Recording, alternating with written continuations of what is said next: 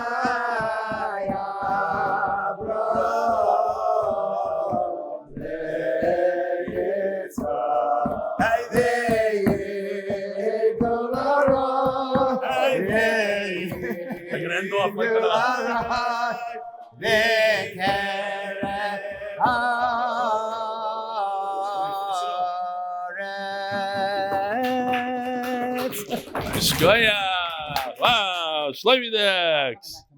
Live.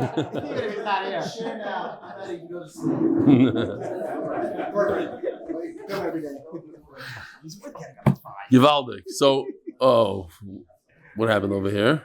Okay.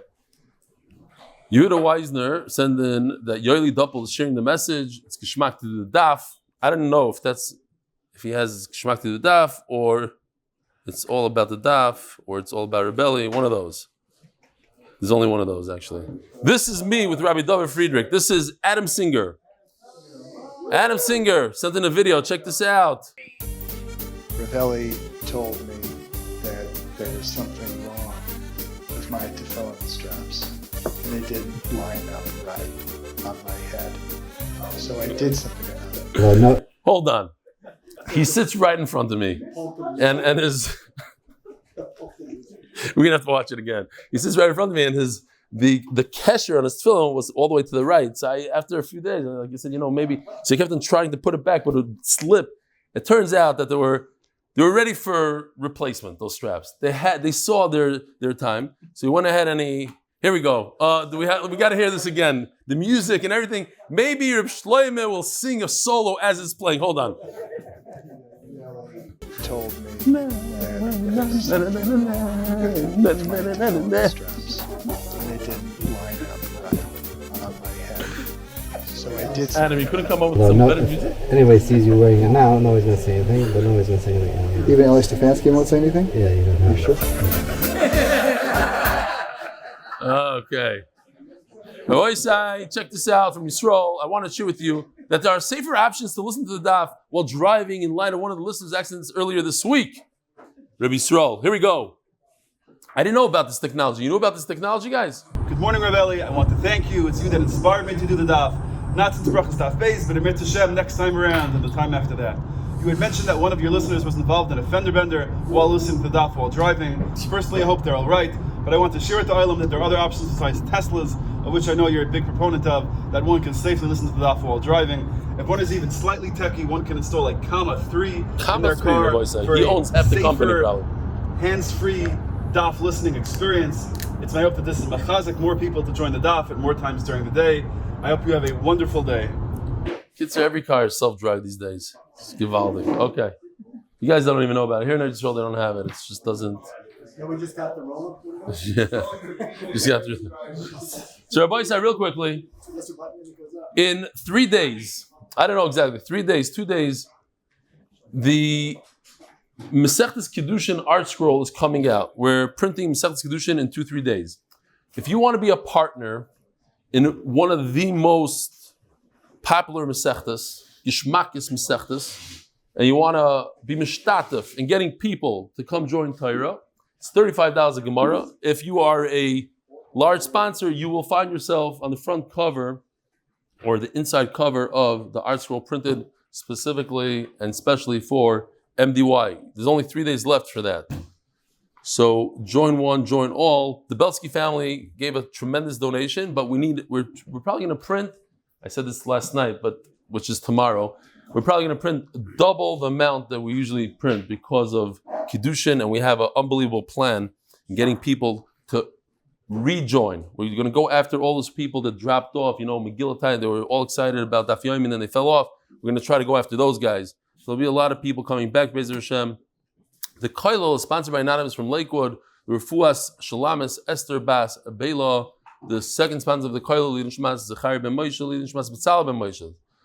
The third sponsor of the Koilel is for 1 day, sponsored anonymously, for the schus to buy our house this year in Eretz Yisrael. The Masechta is sponsored by Moshe Banda, to thank Hashem that I'm able to thank Him for everything that I have. Paras HaChodesh, Nishmas Chaim Bas Yosef. Paras HaChodesh, Hashem should open up all the tzinorot bracha for Baruch Tzvi Nissim Ben Shoshana Lea. Paras HaChodesh, Jeff Rosner, Maaser. 2. Remain the Lieluy Nishmas, Yosef Simcha Chaim Ben Shlomo Yehuda. Paras HaChodesh, Lakewood Lebovic families, Lakewood NJ, because torah and achdus are the best segula. Rabbi Sai, we have a very, very chashuv guest all the way from Cincinnati, the Randolph family. And you do the daf, and you're trying to convince the rest to go, get over here, come. Ezra, come here. What a tzaddik. How old are you, Ezra? 12 years old, all the way here. Turn around, say hello to your father. We'll take a picture. We don't have to do it after share. Yeah, gewaldig. Yishmak. So, when do you do the daf? Every day? Yeah, almost every day after school. After school? Yeah. Are you good in sports? Yeah. He's amazing at sports. He's amazing at sports. You still do it? Yeah. Wow. What's your favorite sport? As soon as he gets home, right to the daf. Baseball. Unbelievable. Okay. Every day when he gets home, first thing he does. To the Every day. No, so when are you going to join him? I took it on when he went to camp over the summer, and I basically kept up since then. Givaldic. Okay. He couldn't learn at camp, so he made me. And now his other brothers give me a test. Yes, Jonathan. The who? I don't even know that. That was a big compliment. What, Cincinnati? Yeah. Okay. Any makir, before my time, after my time. The sponsor of the day, Moshe Hirsch, in honor of my wife, on our anniversary. Yishkoich Moshe Hirsch. The Olam is laughing. I have no idea what they're talking about. Was I in Eretz Yisrael then or something? The Paras HaYoim, the Novoseller family, Nishmas, Rabbi Tursky from Beitar, R Eli, Ben Boruch Yosef. The Paras HaYoim, Michael Gray, in honor of my father, Mr. David Gray's 70th birthday, Reb Eli's biggest chassid. The art of the month, for complete refuah, for Chaim Tzvi, Ben Leah. Rabbi Isai, we're holding in a beautiful sugya, fascinating sugya. It's so fascinating that the Minchas Chinuch basically, he says he wrote a sefer about it, but nobody knows where it is. Because in the Minchas Chinuch, he keeps on bringing halachas that are important. If a person is a half a slave and half free, what do you do in this case, in that case? So we have a special piece just for today, a half a slave. It looks like this, something like this. I have a slave. So the guy on the right is the slave. The guy on the left is completely free. The guy in the middle is half and half. So we had a Mishnah. The Mishnah says, what happens when you have a half and half slave? In other words, he's owned by two people, two brothers, let's say, two partners. One released his half. So the one that releases half, that half becomes completely Jewish, free. At the end of the Mishnah, Beis Hillel come along and they say, you know what, we agreed to the Bishamay, no machlokes. We agreed that you have to release the slave. Why? Because the world was created to populate it, and therefore he's mechuyev and l'shavet zitzar and peruvu, you have to free him. Says the Gemara. Basically, we had a machlokes between Rabbah and Rav Yosef. Rabbah says that there's a machlokes if you have a master who gives a shtar. You see, he gives a shtar to a slave. Here's another chatzi of it. He gives a shtar to a slave, and on the shtar it says, I'm only releasing 50% of you. Doesn't work or not? Rabbah says we have a machlokes. What about money? What if he says, I will, or the slave, it should go the opposite actually. Okay, mistake. The slave should give the master money. There's no machlokes in that. That works. If a slave gives, let's say the slave is worth $100,000 and he gives the master $50,000, he releases 50% of it. Money is always better than a shtar, regardless how you look at it. In Rabbah, it's better because nobody argues. And in Rav Yosef, it's better. Well, in the beginning it was better. Right now, it's not. It's the same. Basically, Rav Yosef says it's machlokes both in money and both with a shtar. Whether or not it's able to release 50% of the slave. Says the Gemara. Elamas Nisan, like 4 lines, smack in the middle of a sugya. We almost finished it. We almost got to the end. We'll just finish it off now. 4 lines and we're done. New sugya. Almost. Ela masnisin diktani mishachetzi abed v'chetzi ben chayr. Our Mishnah that discusses a half a slave. Bishloim el Rabbah mokim lo b'kesev v'divrei hakol. If we go back to Rabbah, Rabbah says that there is no machlokes when it comes to money. The only machlokes is in shtar. But money, everybody agrees. Okay, so how do you have a situation where a person is a half a slave? When the slave paid the master 50% of his value, he became 50% free. According to everybody. Works out great. Elul Rav Yosef. But Rav Yosef says what? There's a machlokes in all situations. Whether you gave money, whether you gave a shtar, there are chachamim who say it doesn't work. So then how do we have a situation where a boy say in the Mishnah where a slave is a half a slave? No, what's the answer? The simplest answer in the world. What's the answer? No, anybody? What's the answer? You saying yeah. No, what's the answer? Somebody. So help me out. Oh, the Ilui is gonna. What's your name, Tzaddik? Who? You're Jacobs.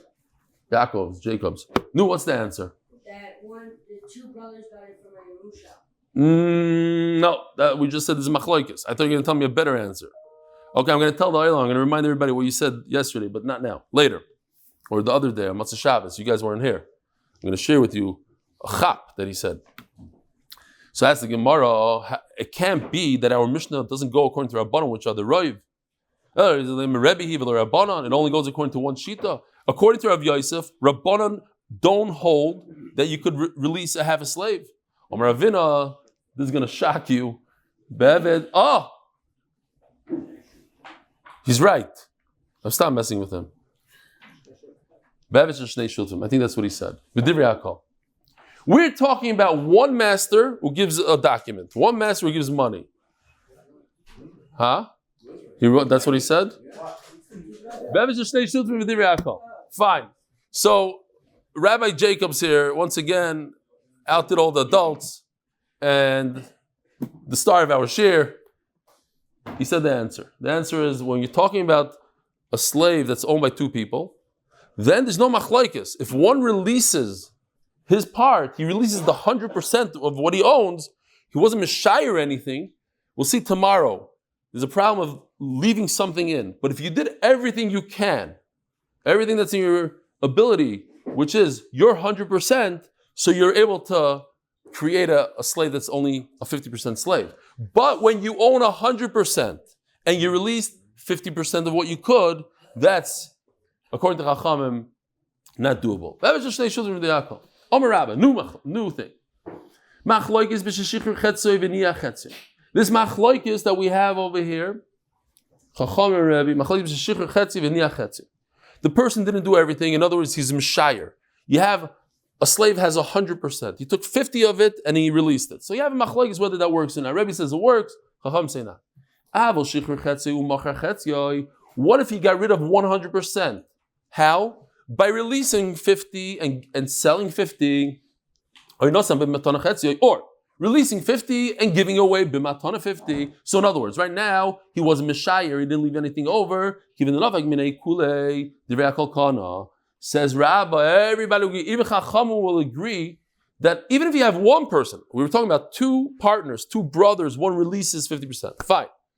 I have a way that even one owner could release 50% with a shtar, and yet it'll still work. There won't be machlokes. Well, how? By giving the rest to somebody else b'matana. So now you have a chetzi ben chayrin. He released 50%, and the 50% that's still a slave, he gave away to his friend. So he got, okay. Yeah, maybe. Omer lei Abaya, ubekula pligi. So again, Abaya is his nephew, grew up by him. Ubekula pligi. I'll prove to you that there's an argument when he gets rid of everything. Batani chada. Hakais in the chazal shnei avadav. Now, if you notice, it says if somebody writes all his belongings to both of his slaves, how much did he write to each slave?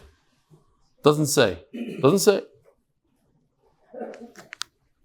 So we can interpret it either he gave each one 50% or he gave each one 100%. Doesn't say exactly how much.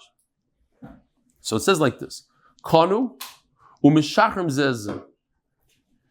So what we're going to do is each one of them got 100%. In other words, each one got 50% of himself and 50% of his friend, and the 50% that his friend got, he will release. But it comes out,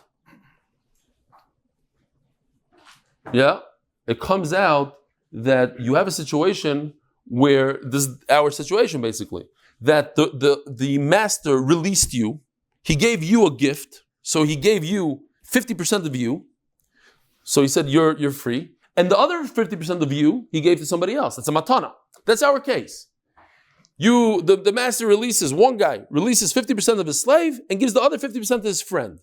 That's what he did over here. He released 50% of each slave, and the other 50 he gave to the other slave, and the other slave has to release. Okay? So you see that it works. B'tanya yidach. So Abai is trying to prove that there's a machlokes. B'tanya yidach, ha'omer kol nechasa. Nechasa nisunum l'ploini u'ploni avodai. Now remember this word. This is a very important word for later on, because it says that so and so are my slaves. So it's funny. It's not funny. It's interesting. The Gemara says later that he's calling them as slaves, meaning maybe they're still slaves. I'm just pointing it out over here. But there's another brisa that seems to contradict the first brisa. And this is what we're going to be dealing with today. A contradiction in these two brisas. Again, a person has two slaves. He gives both slaves everything he owns. So it seems like he's giving each slave themselves. He can't give 100% of each slave. Look, if he gives this computer to both slaves, what did he do? He gave each slave 50% of the computer. So he's giving each slave the other slave. So basically, he set 50% of each slave free, and the other 50% he gave as a gift. But we have a contradiction, because it says over here, again, same case, same case. Nothing works. So you see that there's a machlokes. How do you explain this contradiction? My love, it's not a contradiction. Rabbanan are the ones that say it doesn't work. And Rabbi says it does work. You, Rabbi, said that according to everybody, if you give 50% and immediately or after, or whatever the thing is, you gave the rest as a gift, then you have a situation of chetzi evet chetzi ben chayrin. And over here in the Brisa it says you don't have such a situation, so you must explain that it's Rabbana. Okay. So the Gemara, no, I have three ways I could explain this contradiction. Idividi Rabbanon. No, it's Rabbanon. Ha the Omar Kuloi. Let's see if I can get this to work. Oh, it does work. Okay. So check this out. Very, very simple. We have two brises. but they're talking about completely different things. They seem like a contradiction, but they're not. You know why? Because the Brisa never explained how much he gave his slave. So then I could explain myself. Brisa number 1 is talking about that he wrote to each slave the entire thing, and therefore, if he gave away everything, it works. The second Brisa is talking about where he gave each slave 50%, and it doesn't work. You know why it doesn't work? Very interesting. Why doesn't it work? Because Rashi says we don't know which 50% he gave away. Maybe he gave both slaves the same 50%. Okay, so it doesn't work. As the Gemara, I don't like that pshat. Check this out. Let me just look at the screen for a second. We have Brisa Aleph and Brisa Beis. We just explained Brisa Aleph is talking about the whole thing. Brisa Beis is talking about 50-50. But check this out. In Brisa, the second Brisa, there's a Reish and a Seifa. And the end of the Brisa says, what about a case where he wrote to his slave 50%? No. So logically speaking, if the end of the Brisa is talking about 50-50, so the beginning of the Brisa is talking about the whole thing. You can't have a Reish and a Seifa saying the same exact thing, right? The ratio never said what it is. We're explaining that it meant that the master gave a gift to his avadim. One Brisa is talking about he gave all his possessions to each one. And the second Brisa is talking about he gave each one 50%. As the Gemara, it can't be that the second Brisa is talking about that he gave 50%, because that's the end of the Brisa. The red part is 50%. So what's the blue part? Something else, that he gave the whole thing. So now we have again a contradiction between green and blue. We have a contradiction. In one place it says if you give everything, it works. In the other place it says it doesn't work. Says the Gemara, no, the red and the blue are the same. The red, the one on the left, is coming to explain the blue. I just feel bad for those Hasidim, and there's a lot of real Litvaks here in Eretz Yisrael that don't have internet, etc. So they listen to the shir. What's red and blue? I don't know how they view it. They see something in the red and the blue. Okay, the red is on the left, the blue is on the right. It's the Reish and the Seifa. Okay, the Reish and the Seifa. The Seifa of the Brisa is coming to explain the Reish of the Brisa. That's it. What did the Reish mean? I don't know. It doesn't say that what he wrote in the shtar. It's very vague. The Seifa means, I'm explaining to you that the Reish is talking about 50-50. Here's the makes a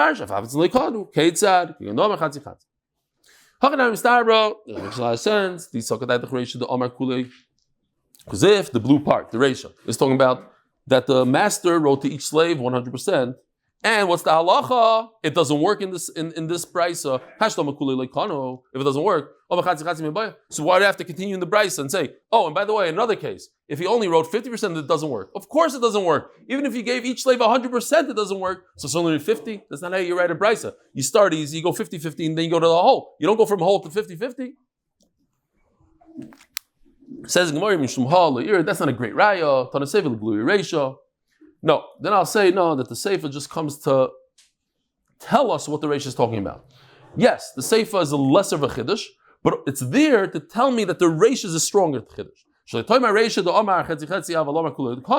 Don't tell me to explain the Reish is talking about half and half. That's why I made a Seifa. I mean, I could have just stuck in one word in the Reish and everything will be fixed. No. You know what the answer is? You know, you like that. But I'm going to tell you a Givaldik. It's not a teretz. It's a pshat for all of Shas. Again, just to explain the problem here. The Gemara is saying that we have a whole Seifa that talks about a case of 50-50. So you know that the ratio, which doesn't explain it at all, is talking about 100. 100 and 100. So if you and I were writing the Brisa, we would write a Brisa. Hey, if somebody wrote 100 to this one and 100 to that one, and then I don't have to have a Seifa. Why do I need a whole fancy Seifa to explain the ratio, right? Doesn't make so much sense. The answer is very, very simple, and this applies to all of Shas. The Brisa was written, it was given to people to memorize, and they memorized it, and it was a beautiful Brisa. And it was only the first part, it was only the blue. And it went on for hundreds of years, people just repeating. And then people started getting confused. What are we talking about? Did he write the whole thing or did he write the half a thing? Generations later, they didn't know. So rather than the rules are you can't rewrite a brisa. It was given. People memorized it. The songs. People would just repeat it in cheder for hundreds of years. So what they did is they added an addendum to the brisa and said, hey, there's a case of 50-50. So everybody understands, if this new case is 50-50, then what we were saying about Peh all these years is 100-100. Mechavrusa. Yeah. Tanya, Tona Sefer, Doma Chatzi Chatzi. You don't like it? Makes a lot of sense. When you know Shas, it's just... No. Many times we learned in Shas that there's a mistake, or they this, the Mishnah Mekoyim Medes. What's the Lashon? Mishnah Rishona Leizazim Mekoyim. Thank you, Rabbi David. Leizazim Mekoyim, that's the Vart. Like, you have a Mishnah Rishona, people chazer this and that, then you have some sort of addendum later on, that's okay. But the basics in Yiddishkeit, you can't remove the Mishnah Rishona. That's also something like that. Brisa Rishona Leizazim Mekoyim, the Reish Leizazim, and then we added something else later. Fine. At least you got this from them. Fine. Again, we have a contradiction between two brises, the green and the blue. One brisa says that if a master gives everything he owns to his slaves, they go out, the cherus, they release each other, and the other brisa says they don't. The second brisa that says it's no good is talking about one shtar, and that doesn't work. But when he gives each slave his own shtar, that works. Why? Because, let me see if I have it here. Who knows what I have here? Okay, we don't need it. Maybe we should just go here anyway. Here. To explain the contradiction, one brisa is talking about two shtars, doesn't work. It does work. When you have two shtars, it works. One shtar doesn't work. Why not? Why doesn't one shtar work? Because we learn la lami isha. You learn slaves. These are slaves. You learn them from a woman. You cannot divorce two wives with one get. Because of law, you can't have two. So Mamela, if he tried to release both of his slaves with one document, it doesn't work. And that's the second brisa. No contradiction. And we're sticking with this. Ask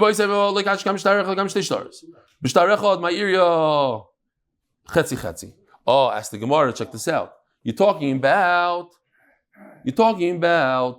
one shtar versus two stars. And the second brisa is talking about one shtar. So then why does the end say Ma'irya chetzi chetzi in the Seifa? It's talking about that he gave 50, he released 50% of the slaves, 50% of the Afilu Omar Kuli Nami Loikanu. Why do you have to add this in the Seifa? It says the Gemara Chanami Kamar. Af Atzma Loikanu, they won't acquire themselves. So if you look over here in this little chart over here, the brisa starts off talking about one shtar and moves over to two and says, unlike the green, when you have two stars, it works. I'm going to give you a case when you have two documents, it doesn't work. How? When it's 50-50. Third shot. We have a contradiction between the two brises. What do? Says the Gemara, we're talking about two stars. And if you two stars, it should work. So what's the problem?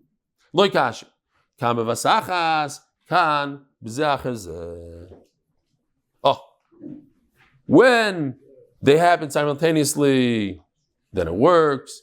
When it doesn't happen simultaneously, it does not work. Why doesn't it work? So when it doesn't happen simultaneously, listen to this. The master, he looks at slave number one, says, I'm giving you all my possessions. Okay. 10, 9, 8, 7, 6. Okay, he waits. And he looks at the slave, I'm giving you all my possessions. It doesn't work for this guy. Why? It's too late. You already gave it to that guy. But it doesn't work for that guy either. Why? Because he wanted to give it to both. And he's only going to give it to this guy if he can give it to both. He doesn't play favoritism and give it them all. His intention was to give it all to both, not 100% to one. So male doesn't work at all. Bishloimo basra lekoni the koni likama elakama likni nafshei v'likni lechavrei. Why not? Then the day the first guy should acquire everything. Ella says the Gemara machvartik l'shinim mekar. Okay, I don't like pshat number 3. We'll take the first 2 pshatim, and we're good. Rav Ashi Omar Shani Hasam the kakari le luhu avodai. So that's what I pointed out before. So you don't have to look back into the Gemara. But the Gemara says like 2, 4, 6, 8 lines from the top. When it brings the second brisa, it says uploine avodai. Says Rav Ashi, very interesting. Rav Ashi, who put together the Gemara, right? Talmud Bavli. He says, look, he called them avodai. So he never intended to release them. He made a mistake. He thought that he could give them all the stuff without releasing them. He's an Amaret. He wanted to be nice to slaves. He says, look, take all my belongings. Take my $10 million. He didn't realize that the only way a slave could get $10 million is if he owns himself. He can't acquire anything. He has to acquire himself first, and then he can acquire the stuff. But he didn't know that. Only Rafram Rav Ashi, he says, Rafram, I don't understand what you're saying. Maybe what he meant is, not that you are my slaves today, but my tireless slaves, my dear slaves, I'm releasing you today. You used to be my slaves. And I'll prove it to you. It says the Mishnah, here, it says Mefurish. He wrote his things to his slave. We had this, remember? If he left a little piece of land, he says, I'm a multimillionaire, I'm worth $100 million, I'm giving you all $100 million besides 1 by 1 foot piece of karka I have somewhere. So he doesn't get anything. Why? Anybody remember why? No, Jacobs, no, help us out, please. So what if it's not 100%? Check this out. We don't divide his words. Since he can't get any real estate, why can't he get real estate? Because maybe every piece of real estate is that 1 by 1 foot. So he can't get anything. All the buildings in Manhattan are off limits. So he can't get the $10 million in the bank either, because he said, I'm giving you everything. And Lo Palgini Diburi can't break his words. Okay, so that's one thing. No,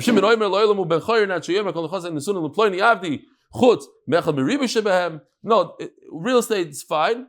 But if he says, I'm giving you everything besides 1/10,000th, then it doesn't work. Why? Because maybe he meant him the slave. He's worth $100,000. No, to him, he's worthless. He's worth 1/10,000th of his nechasim, and therefore he doesn't get anything. So, but that's not the point right now. The point is, because he said 1/10,000. It would work. Why? Look, he started off calling him a slave. Okay, so don't be such a nitpicker. Yeah, slave. What he meant is, you my slave. Today you're you're already free. But a minute ago you're my slave. So he called him a slave. So in our sugi also. Rabbi is a beautiful sugi now. Nigachoi shar. Again, we're going back to a guy that's a half a slave, half a ben chorin. Unbelievable halachas. How do you view this guy? How do you view him? How do you view the master? Does the master own him? Does he not own him? Is he a Jew? Is he a non-Jew? Is he a slave, not slave? Is he 50-50? Is he a slave 100% on Sunday and 100% not on Monday? How do you view him? Says the Gemara, what happens? Okay, nafkamina l'maisa, comes an ox and gores him. Says the Gemara, unbelievable chiddush. We said in the Mishnah, in the beginning, that if he's a half, so he works for his master Sunday, Tuesday, Thursday, and he works for himself Monday, Wednesday, Friday. Says the Gemara, depends when he got kicked by the ox. If he got really injured on a Sunday, then all the money goes to the master. It's profits. He goes to the master. If he got hurt on a Monday, when he works for himself, then it goes to himself. You don't split it 50-50. Tremendous chiddush. Ask the Gemara, Bam Kasha. What you're telling me is that on Sunday he's 100% a slave, and on Monday he's 100% free. So let him get married to a slave on Sunday, and let him marry a woman, a regular Jewish woman, on a Monday. He's 100%. So much so that he doesn't share any of this hezek with his master. It's 100% his. So let him marry a Jewish woman on Monday, and then he'll divorce her, I guess, and then on Tuesday he'll marry a shifcha, and every day he'll marry somebody else. What's the problem? Says the Gemara, Yisur Leika Amrina. No, you didn't understand. They made a deal. They made a monetary deal. Instead of splitting up seconds and minutes and hours, they said, Sunday is yours, Monday is mine. Tuesday is yours, Wednesday is mine. It was a deal. Oh, so in that deal, if there's any profit, if he won the lottery on that day, he gets to keep it 100% for himself. He doesn't have to share it with his master. Because it was a monetary deal, not because halachically he's 100% the slave. Because he made up with the master. We'll split it evenly, days by days. You want to do months by months? We'll do months by months. You want Monday and I get Sunday? Fine. It's not halachically your Sunday and he's Monday. I could also do half a days, whatever you want. I'll split it any way you want. But it's a split. Once you make that split and there's profit in his part of the split, he gets the profit. If it's on the other side, the other guy gets it. Memeli cannot marry somebody that's usher to him. Because halachically, his body is 50% the Eved and 50% the Ben Chayrin. So he cannot marry a Jewish woman. He cannot marry a Shifcha. He's stuck.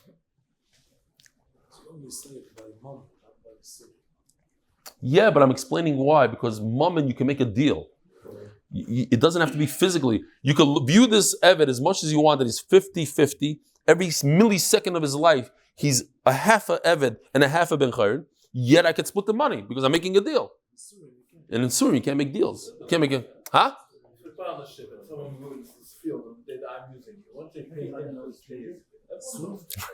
Okay. I hear. Over here, it's a little different because everything I do, I gain. Everything, I'm working for myself. It's not a field. Field is different. That's in the... Okay, let's go. Toshma. No, because we made a deal now. Toshma. Comes a shar muad and kills an Eved. Yeah? It says in the pasuk, Im koifer yushas olav. Koifer means the value of this slave you have to pay. Hey, miss, no, there's no sechatzi k'nasari. Forget the koifer for a second. When a slave dies, every slave gets the same amount. His master gets the same amount if he died, which is 30 shekel. 30 shekel. Now, turning the page, the daf, so what do we do? We have the same kind of problem. An ox killed a slave and he's 50-50. He's not a real slave. He's 50% slave, 50% free. A slave gets 30 shekel, but a free man, you bring him you figure out how much he's worth on the market. If he's an NBA player, he makes $30 million, he's worth a year. If he's a shmegegi is worth $25. You go to the market, you figure it out. Daf Ben Boruch Amud Beis, v'chatzi koifer liyarshav. And now the koifer, here's the pasuk. Im koifer yushas, that's a regular person that gets killed by an ox. So you pay koifer, it's like a kapara. Melashon kapara, the owner who didn't take care of his muad, shar, who you already gored 3 times, you get a kapara. But so again, you have a slave, he's worth $30 million. So he got killed, but he's a half a slave. He's a half a Ben Chayrin. So $15 million, which is his value half the value on the market, goes to his son. And 15 shekel goes to the master. Ask the Gemara, let's figure out when he got killed. He got killed on a Sunday. Sunday is the Eved's day. He gets the $30 million. Monday, it's the Adin's day. Let the Adin get the $30 million. No, it's different. When there's nothing left of the slave, the whole principle disappears, then you have to do a yachloiku. So what's a case? Give me a case where a slave gets injured and the principle doesn't dissipate. In other words, if he gets a good gesunta injury and he can't work the same way for the rest of his life, it's kal yakarna. He went from being 100% to 80%. So there's 20% that's gone forever. That's principle that's gone forever. Says the Gemara, no, I have a case. Let's say he broke his arm. Tremendous, he got crushed. His arm got crushed. Tremendous pain. He can't work. He can't do anything. He's out. But he'll wait a year. He'll come back to work 100%. Says the Gemara, sponsored by Mordechai Sapoznick, in my honor, and by the MDY Tilim, tilim.8mindaf.com. Hanicha la'abaya. We have machlokes Abaye and Rava. Domer noizin le'sheves gdoila v'sheves ktana. You see, you say this all day. I could have put this in a thing. Now, Abaye says something very interesting. It's hard to understand even. He says that there's something called sheves gdoila, sheves ktana. When a slave can't work, so we're gonna take his value and give him how much he's worth. I did? Yeah, I said. Go back to the videotape.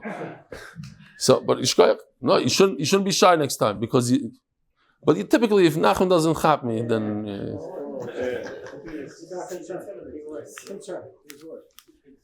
So, how much is the slave worth now that he's in bed versus a regular slave that's up and about? That's how much he has to pay the difference.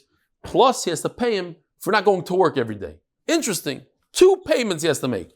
A sheves gdoila, which is nezek, the thing, v'sheves tana. Shapir. That works out great. But according to Rava, that says he only pays him the missed days. You don't pay missed work. You only pay damages. According to Abaya, there's damages. Okay.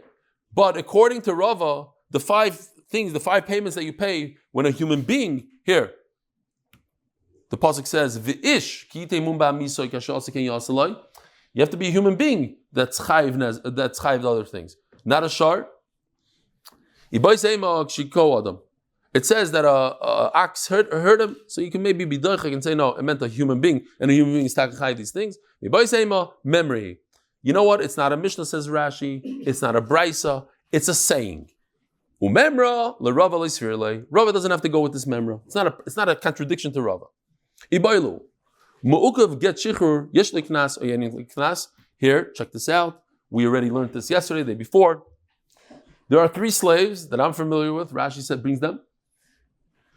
If a person owns a slave and he says, my slave is hegdish, he releases the monetary part of the slave, but the isser part remains. The same thing if he's mafker's slave, and the same thing in our sugya, if there's a half a slave and a half a ben chayrin. Monetary wise, he released him completely. You're not my slave. But the isser part, you still have to release him with a get shichr. These 3 guys require a document to release them. But the master cannot use them at all. He can't work them. He can't have any benefit from them. So Mokiv get shichr.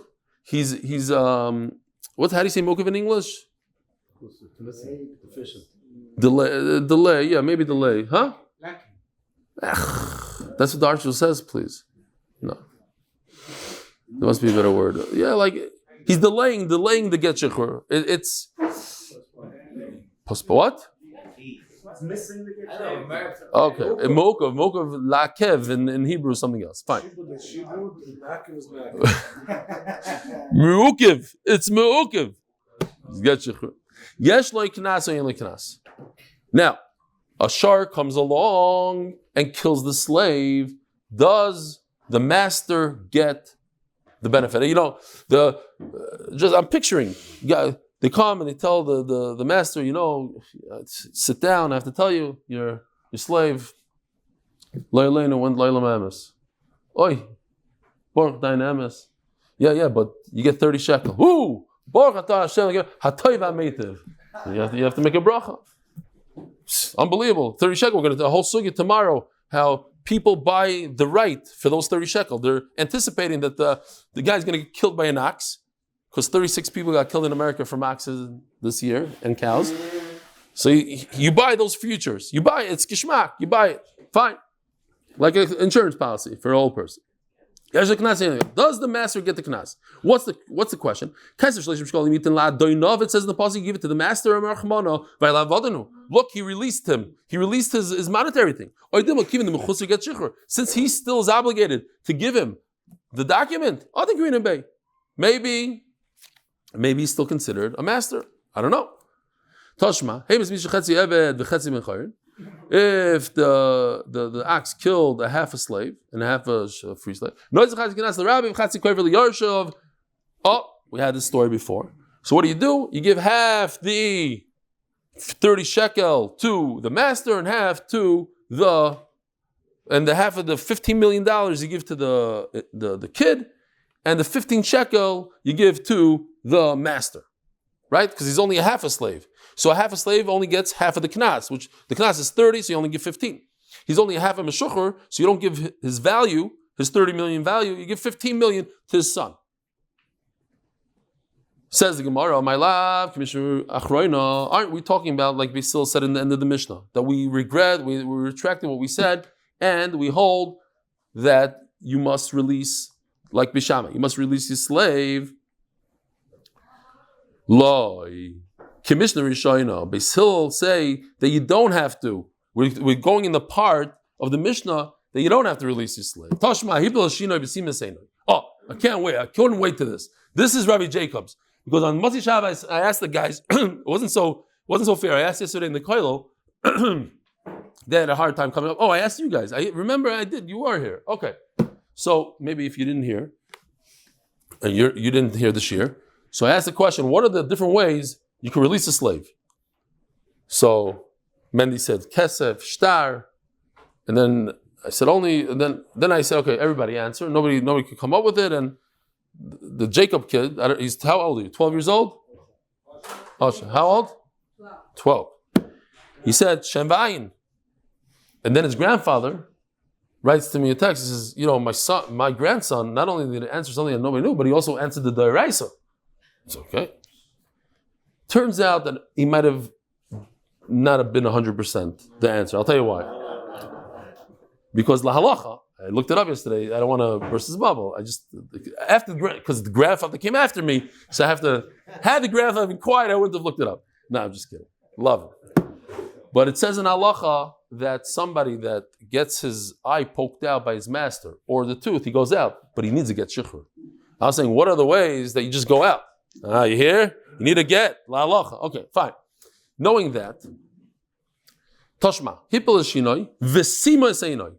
Nebuch, he really got upset at his slave. He breaks his tooth and then pokes his eye out, all at the same time. So says the Gemara, Yoitze b'shinoi, first he broke his tooth. He knocked his tooth out. So he's released. And then, V'noisend me'enoi, so he also, right, and the Gemara understands here that you need to get shikhr. Okay, so that's our question here. What happens in a case where, what was the question? A mu'ukiv gets shikhr. He is released. His eye, his tooth got knocked out. He's released. But we require him to give him a get shikhr. That's our case. And what does it say? He goes out, but he gets money for his eye because he's free. The rabbi. And that's our question. Who gets the knas? Does the adain get to share in the knas?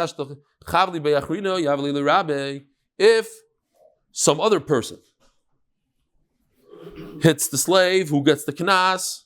The adain, the master. So certainly in this case, he should. The master should get the knas.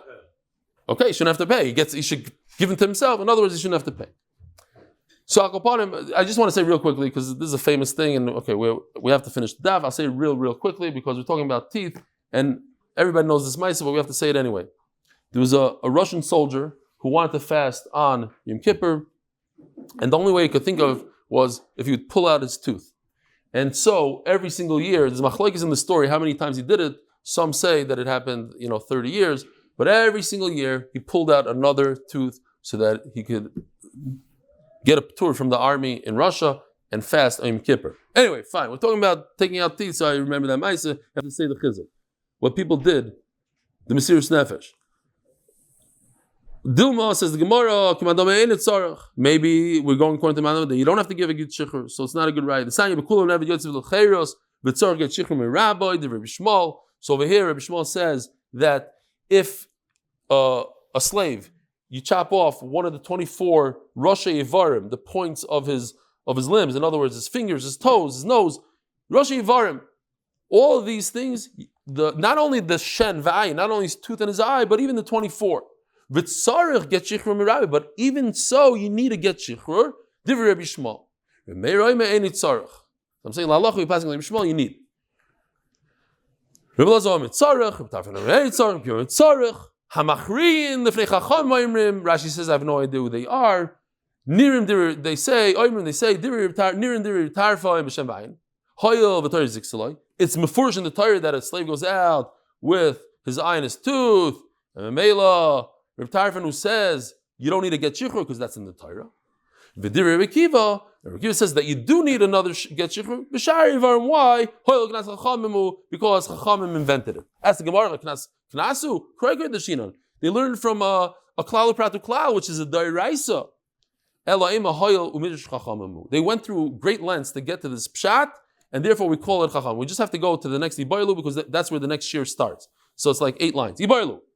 Mugav get shichur again. We're talking about one of these 3 people, Hikdash Avdei, Hifker Avdei, Chetzi Chetzi, that the monetary part of the slave is released, but not the Isser part.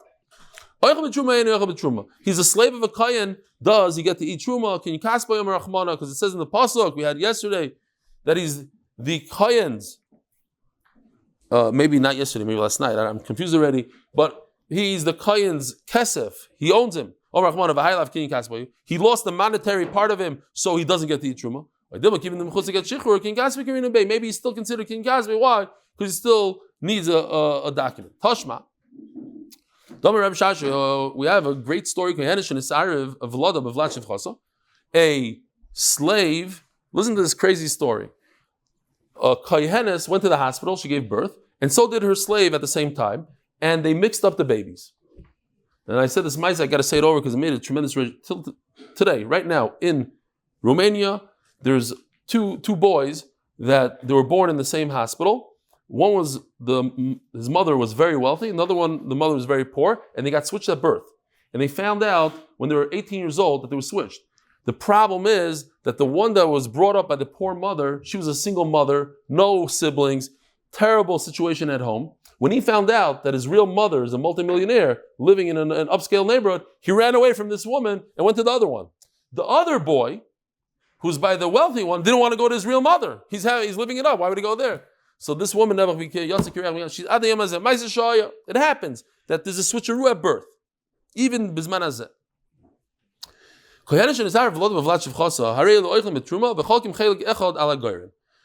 So it's unbelievable. Each one thinks he's a real kohen, and he looks at his brother and says, "You're the slave." And the guy looks at him and says, "You're the slave." Because there's a fight. Who's the slave? Who's not?